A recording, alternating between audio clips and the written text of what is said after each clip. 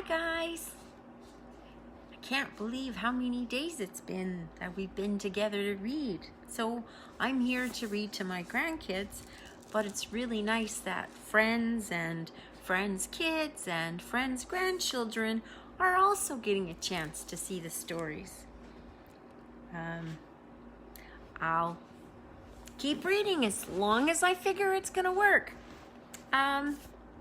The story tonight is called A Bell for Ursli. Not promising to say the names right, but I wanted to show you. Whoops. Oh, I think I've taken apart the Christmas tree. Around Christmas, we hear bells. This bell I got from a friend to help with Vacation Bible School one year. It was for calling people to say it was time to change places, or for snack, or to make announcements. I really like the sound of it. I hear that a few of you got back to school today already. That's hard to believe. Christmas went by whoosh. And you know what's really funny? Some of our friends haven't even celebrated Christmas yet. There's a whole group of people who celebrate Christmas who do it in January. That's tomorrow. So I'm thinking this is some people's Christmas Eve. So happy Christmas Eve to the people who celebrate Christmas on January the 6th. I think I'm a day ahead of myself because Wednesday is the 6th. So tomorrow is their Christmas Eve. Hi, Yvette. Hi, Naomi. So yes, this is my bell. And there's all kinds of songs about bells. Silver bells, Christmas bells, hear the bells sing out. There's a couple of songs in German about bells.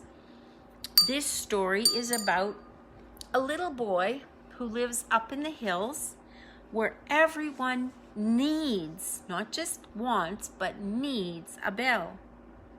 And we'll hear about it. So the story is A Bell for Ursli. It's written by Selina Chönz, and the illustrations are by Alois Carigiet or Carigiet. I apologize if I'm slaughtering the names. And the publisher is Ursli Verlag AG. So I'm not exactly sure, as I lick my fingers. Shouldn't lick your fingers with books. It's from printed in Switzerland. So it says, all through the summer in the Engadine mountains of Switzerland, the cattle feed in the mountain meadows. So that's way uphill, carrying bells around their necks. Even the calves have little bells, and the cows have big ones. When they come into their sheds for the winter, their bells are taken off. In March, when winter is over, the spring festival comes, and all the bells are rung in the village to celebrate the end of the cold, dark days. All the boys march in procession through the street, each one carrying the biggest bell he can. And they ring their bells and to drive the winter away and welcome back the sunny spring. The village people smile and fill the bells with cakes and nuts and apples. But only the big boys can carry the big bells. The little boys come at the tail of the procession carrying little calf bells. And this is the story of Ursli and of the adventure he has when the spring festival comes round and he decides that he is old enough to have a big bell for the first time. Hi. Oh yes, you ring bells when your team scores. This story, though, is about this little boy in the mountains. And see his wooden door? Isn't it beautiful? In Switzerland, in an area called the Engadine Mountains. So maybe when we're finished, you can go and look up on a map and see if you can find that mountain area in Switzerland. Let's go. High in the mountains, far and blue, there lives a small boy just like you. Aw, probably like Isaac and Kai. Yeah, probably that size. See the wee village, poor but neat? His is the last house on this street. Do you see? See the big mountain and the sun way up in the sky? And here's, I think this might be the last house on the street. Every small town has a little church. And usually some sort of a square, a middle part in the middle of town where everybody meets to gather for special occasions. We don't have that very often. I guess Lethbridge kind of has that square in the middle where people sometimes have festivals, the little one there. Vernon kind of has Polson Park. I guess there's some versions of the small parks. So that was a common area in small communities. So the house is old and snug and small with pictures painted on the wall. Look closer. Do you see those two standing there dressed in red and blue? A man and wife with one small son. His name is Ursli. See him run? Well, I don't see Ursli. You see if you can find him somewhere in this picture. But there's his mom and dad and their house. Isn't it interesting? It's built up on the hill and it's all connected. And see the paintings they do right on the blocks that the house is made out of. I don't see Ursli. Not even over here where the words are. He hasn't run away. Maybe he's on the next page. His dad has a cap and his mom wears a scarf. But I don't see him anywhere. Oh, and there's a balcony too. Oh, there he is. Yes, here our mountain boy you see. Quite like a man, you must agree. Upon his head, a pointed hat. The mountain too is shaped like that. It's made of soft wool from the sheep. That now in Ursli's stable sleep. For Ursli's mother spins, weaves, stitches, and knits his shirt and hat and breeches. That's his pants. His father has the boots to make and toils all day for Ursli's sake. So his dad makes boots and his mom makes, through weaving and knitting and spinning, makes pants and coat and shirt and hat just for him because they don't have access to stores all the time. All right, that's Ursli, in case you missed it. Don't you like his curly hair? Whoops, there we go. He's so happy. He's growing fast. But Ursli helps his father too, as much as any man would do. Waters the cows and brings them hay, cleans out the stalls by break of day. When mother calls him to the house, Ursli comes scurrying like a mouse to bring the yoke with water pails, or help to cook. He never fails to milk his friend the goat and see the milk froth white as white can be. So this is a farm family, and so they do everything for themselves. You may not have ever tried to milk a goat. I can't say I ever remember trying to milk a goat. And I've never had to carry water with a bucket like this, but this is how Ursli did it. And maybe some places they still do it similar to this. This piece of wood, this piece of wood across his shoulders, is called a yoke. And it lets him carry and balance 2 pails of water without hurting his hands. And here he is with his goat friend. And this is the bucket, and he is sitting on a little, oh no, he's not on a stool. He is squatting and milking the goat for his family. So that's how they get fresh milk and fresh water at their house. When he's done everything he's able in house and yard, in shed and stable, he rushes out with cheerful noise to play with all the village boys. Today he tells them he must borrow a bell that he can ring tomorrow in the procession of the bells. See how with pride young Ursli swells. He thinks he'll get one large and loud and help the big boys lead the crowd. So here he is running now that he's finished all the chores and helping his mom. Hi, Noreen. Hi, Janice.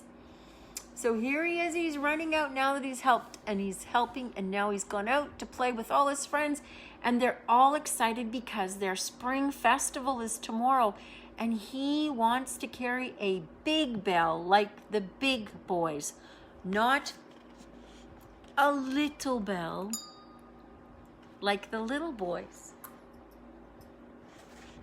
He believes he's ready.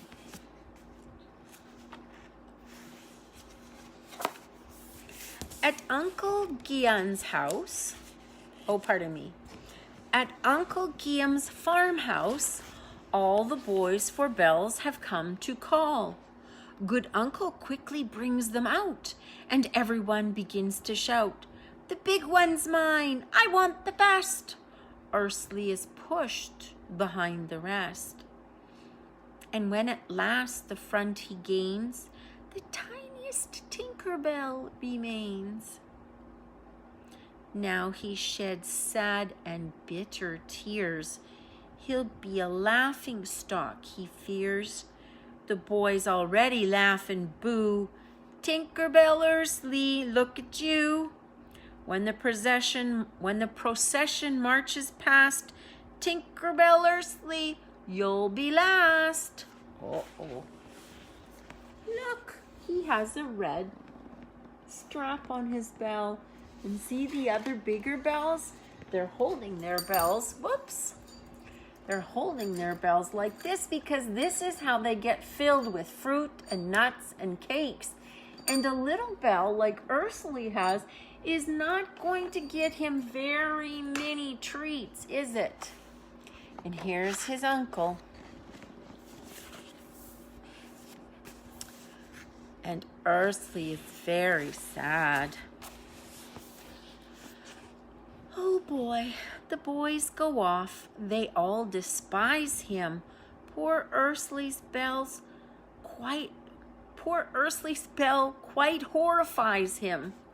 He'd hoped to march in the front this year, not with the small boys in the rear. In front of the fine young men march proudly, swinging their bells and singing loudly. They lead the way with clang and yell, past every stable, every well. In every house they march about, ringing to drive the winter out. And then, with all their might, they sing to welcome back the happy spring. Then everybody's glad and thrilled, with nuts and cakes and bells are filled. But outside in the crisp cold snow, the little boys must wait, you know. With little calf bells back they come and bring their empty pockets home. Ursli no calf intends to be. Tinkerbell Ursli, no, not he. He's ready to do anything. But all ideas have taken wing. He thinks and thinks. Let's see him thinking.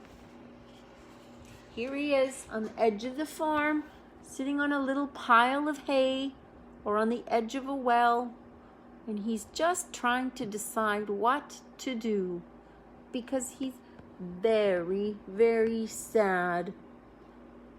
He doesn't want a little bell. He says, he thinks and thinks, then gives a hop. Their summer hut on the mountain top. There on a nail there used to hang as big a bell as ever rang. Oh yes, he's sitting on the hay, and his little tiny bell he's set on the ground. But he's got an idea. They have a summer hut on the mountain top, and it has a big bell. As quick as thought, he's on his way. No fears would make our Ursli stay. He braves dark forests, footpaths steep, the narrow bridge, the chasm deep. Ooh, look at this. Do you see where he is? He's had to go from the forest over this rickety bridge, over this deep drop called a chasm, all the way over to the forest. He's going to go up this path way up the mountain. Here he is by himself with his tiny bell.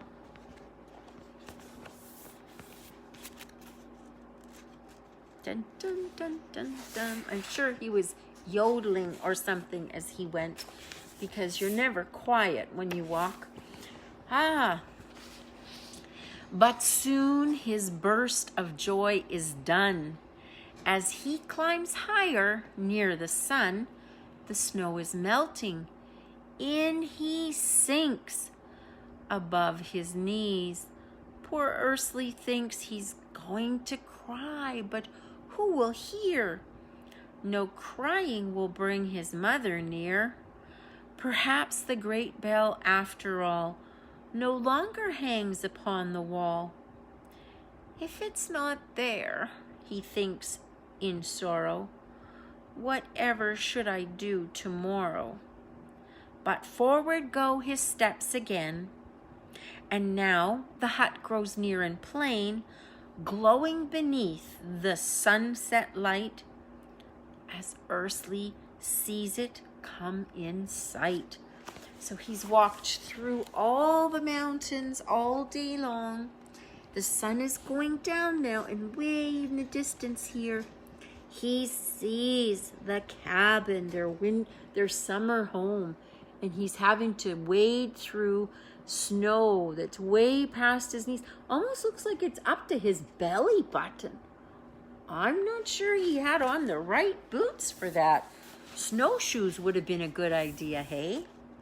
I don't know if he has snowshoes, but he's going to make it to the cabin, maybe as it gets dark. The hard climb is done. He's here at last, but now he finds the door shut fast. Nor will his shaking move the thing. The key is kept on Father's ring. Still, there's a window. Ursli's thin. He can just manage to squeeze in. Do you see him? He knows all about his family cabin. So the door of their cabin is shut tight. And this one's way high up, even with the snow. So he found that this tiny window was a way for him to get into his own family's hut. Otherwise, he shouldn't go anywhere near it, right? The nail is still there. And on it, yes, the great bell hangs, as we can guess. Tinkerbell, Ursli, see him grin. How they'll stare when I walk in. He scrambled on the bed and stretched high up on the wall, and down it's fetched. Heavy round, how fine to see. A belt of flowered embroidery, to hang it from with clasp of gold, and how it rings so clear and bold. Do you see? Can you see his bell? From inside, he reaches way up. He stands on the bed and reaches sort of up with his knee, and he's able to get the bell down. And see this little ringing part that hangs down so far? And this fancy braided, belted part for it. That's how bells are in Europe. Somewhere I have one. If I find it, I'll show you a picture of it later. But he's got that bell. The bell is almost bigger than him, isn't it? Do you see that? Oh my goodness, how is he going to get it out of the house even? And it's dark now. By now, he is hungry as can be. He looks all around.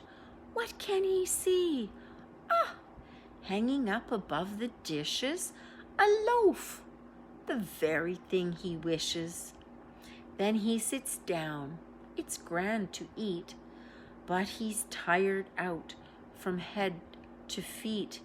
And since he's free from every care, slumber comes softly, light as air. A bed of straws, a cozy nest, in deep, sound sleep, Ursli can rest. See him with the bell?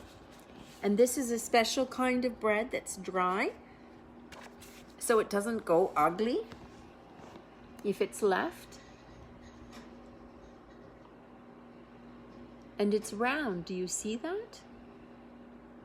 And he's having a rest on that bed with straw. We've heard quite a bit about straw beds over Christmas, haven't we? We haven't always had mattresses to sleep on. There's been straw for beds for a long, long time. Now, in the valley, far below, to house and stable homeward go, tired men and beasts to dream at ease. But underneath the mountain trees, small fox and chamois, deer and hare, out in the snow must coldly fare.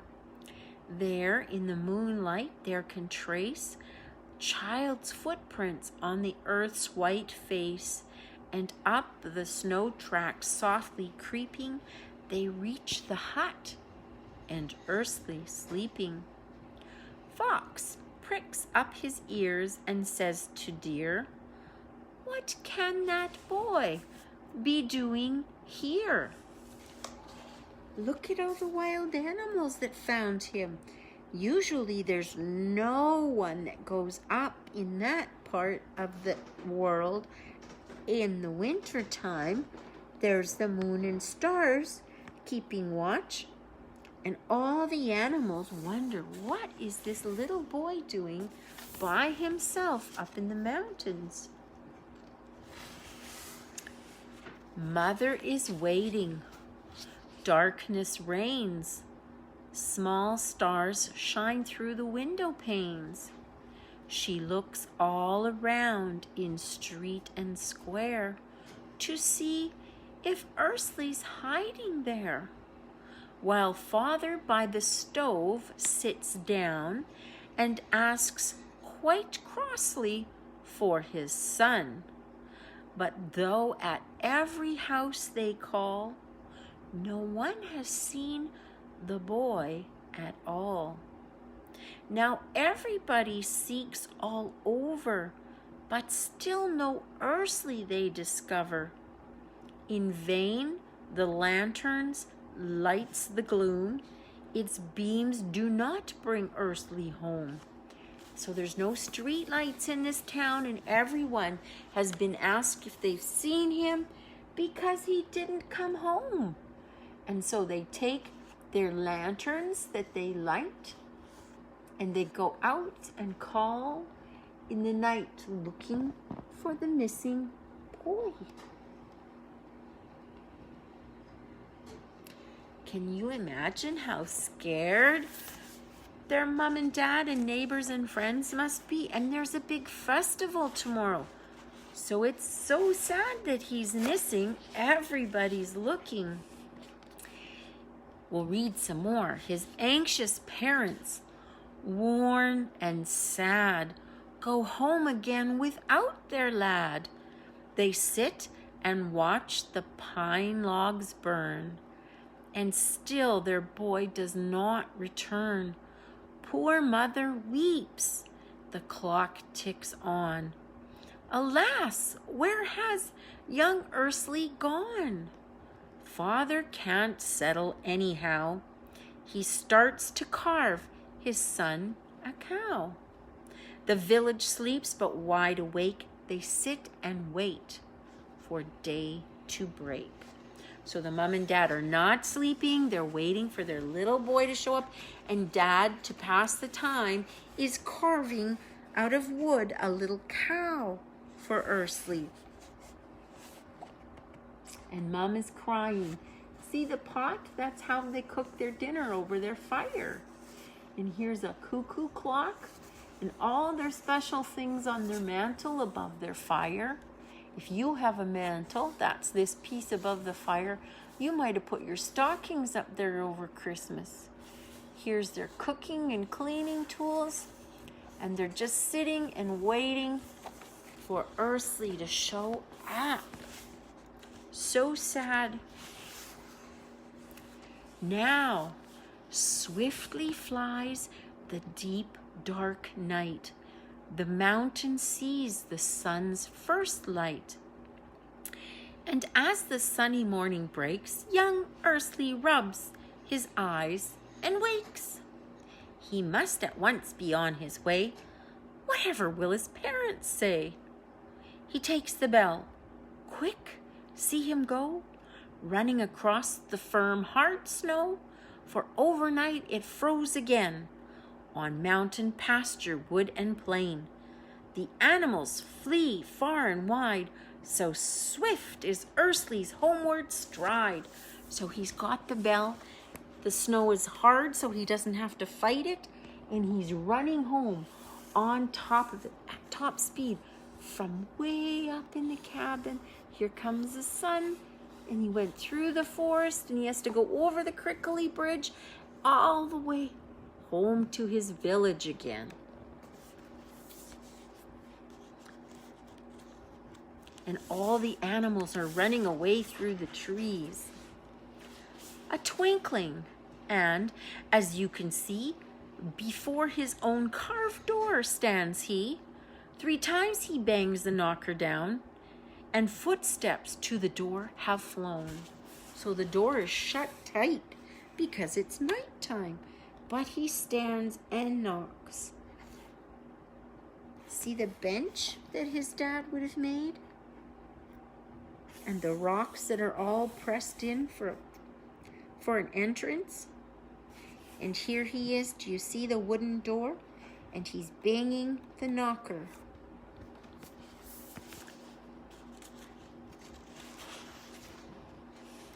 Quick at the latch his mother tugs. Her darling son she sees and hugs, while Ursli climbs her skirt and clings. Arms and bells round her neck he flings. So see, he's got the bell around him with the woven flower belt, and he's meeting his mother, and she's so happy to see him. She can't believe he's back. I'm not sure everybody would react like that. He's pretty lucky. She's just so relieved to see him. Oh, oh, oh. Yeah. Oh boy. It took him a long time to get down the hill. Now let's read. The bell's procession is on its way. And who is that in front? Hooray! It's little Ursli, ding dong dell, who has by far the biggest bell, and everyone is full of joy to see once more that little boy.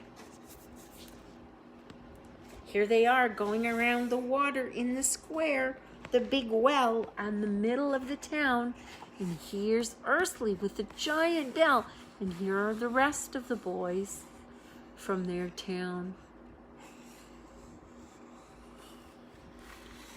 He so badly wanted to be at the front. He remembered his family had a giant bell. To dinner now, the three sit down. Vanished is every care and frown. And Ursli, his adventure past, tells all that happened first to last, and how he has escaped from shame. Father's too overjoyed to blame. Mother brings chestnuts, piping hot, with cream poured over, such a lot. And while they watch him happily, young Ursli eats enough for 3. So that must be a treat for their spring feast, is chestnuts with cream on top. I don't know that I've ever had even warm chestnuts. I know they sell them in New York City. Doesn't it look like they're having fun? What a great time. Not a lot of fuss. They're just happy he's back and they understand. Did you see the giant bell even gets its own chair? Isn't that a big bell? That's the end of our story. Here's the teeny tiny bell that his uncle had left for him. And here's the giant bell that he found at, well, he remembered his family had up in the cabin. So that was a bell for Ursli. Remember, that was for their spring festival that they have in March. So now, remember, I would like you, if you think of it, to go and look for the Engadine Mountains of Switzerland. It's in the front part under the description, because that's where this story is from. And they have a whole bunch more that they've written. And this one is, I think, from 2003, so there's still some chance that you might be able to find some like this. I hope you liked the story, Luke and Brandon, and whoever else, like maybe Taylor and Ray and Max, maybe even little Jack, or maybe Neva and Arlo, or Elijah. You guys know I love you, right? That's why I'm reading to you. I hope you have a really, really good sleep and a good day tomorrow. Tomorrow will be Orthodox Christmas Eve. So, until tomorrow, sweet dreams. Jesus keep you. Love you. Thanks for watching. Bye-bye.